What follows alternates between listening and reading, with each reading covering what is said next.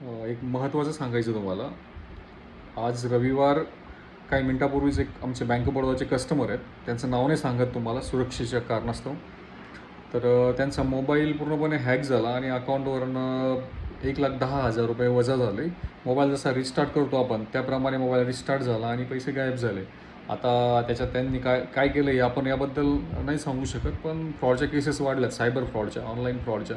तेव्हा कुठल्याही अनऑथराईज लिंकवरती पुन्हा पुन्हा सांगावं लागतं. त्याचं कारण तसंच आहे. कुठल्याही अनऑथराईज ॲप्सवरती, लिंक्सवरती आजकालची मुलं किंवा काही तरुण वर्ग काय करतात, थोड्याफार कॅशबॅकसाठी कुठले ॲप्स मोबाईलमध्ये डाउनलोड करतात, ॲक्सेस देतात त्यांना आणि त्या कॅशबॅकच्या नादामध्ये आपल्या बँकेतला महत्त्वाचा बॅलन्स जो असतो तो गायब होतो. तर बँक ऑफ बडोदाच्या खास करून कस्टमर्सला आणि ज्यांचे कोणचे इतर बँकामध्ये खाते त्यांना सांगायचं की सायबर फ्रॉडचे केसेस खूप वाढले आहेत. आपले पैसे सुरक्षित ठेवण्यासाठी जर आपण यू पी आय पेमेंट वापरत असेल तर सुरक्षित वापरा आणि खूप जास्त पैसे असतील आपल्या अकाउंटला तर यू पी आय पेमेंटचा जर ॲक्सेस आहे तो बँकेतनं बंद करा, ऑफलाईन व्यवहार करा, BC पॉईंटवरती व्यवहार करा, बँकेतनं व्यवहार करा आणि जे काय कराल ते सुरक्षित पद्धतीने करा.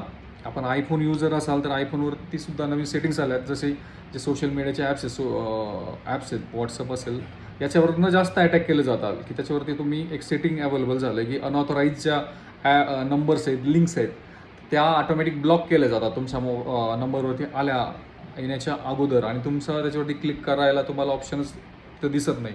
तेव्हा या सेटिंग्स चालू करा.